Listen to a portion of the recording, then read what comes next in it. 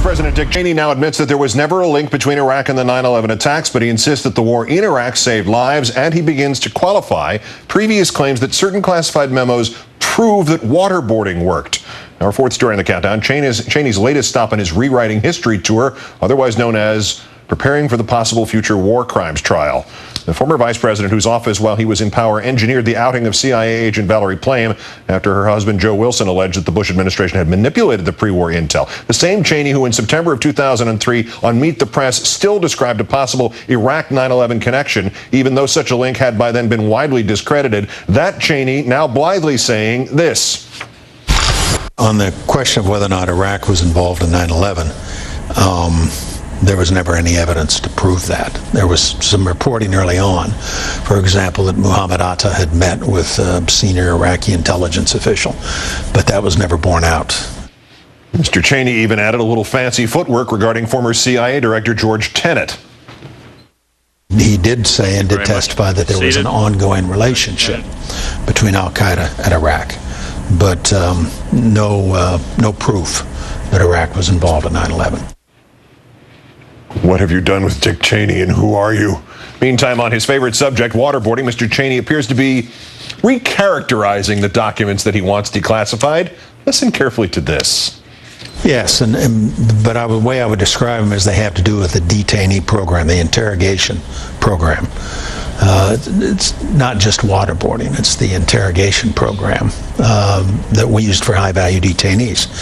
And there were 2 reports done that summarize what we learned from that program, and I think they provide a balanced view. As noted by Greg Sargent at theplumline.com, Mr. Cheney seems to be carefully moving away from his previous claim that those documents would prove that torture worked. Now Cheney is speaking of the interrogation program working, and is a far more inclusive description, which would include results from non-torture techniques as well, like the time we gave the diabetic from al-Qaeda free sugar-free cookies. And there's more. At the National Press Club yesterday on the war in Iraq, quoting Mr. Cheney, "I think it was a sound decision to make. I think it was an important part of our overall strategy in the global war on terror. I think it saved lives." And after the Bush administration essentially ignored repeated warnings prior to 9/11 about al-Qaeda determined to strike within the United States, Mr. Cheney says that former counterterrorism chief Richard Clarke, quote, obviously missed it, and that they, the intel community at large, quote, missed 9/11. Let's call in the co-founder and editor-in-chief of the Huffington Post, Arianna Huffington, also co-author of the Huffington Post Complete Guide to Blogging. Arianna, good evening. Good evening, Keith. Starting at the end there, this remark about Richard Clarke and the community of the intel community missing 9/11. I don't think you have to be a psychiatrist or a psychologist or even have gone to a night class in psychology to understand the concept of projecting. Dick Cheney is saying, in a sense, I missed 9/11, so let me figure out who I can blame it on, right?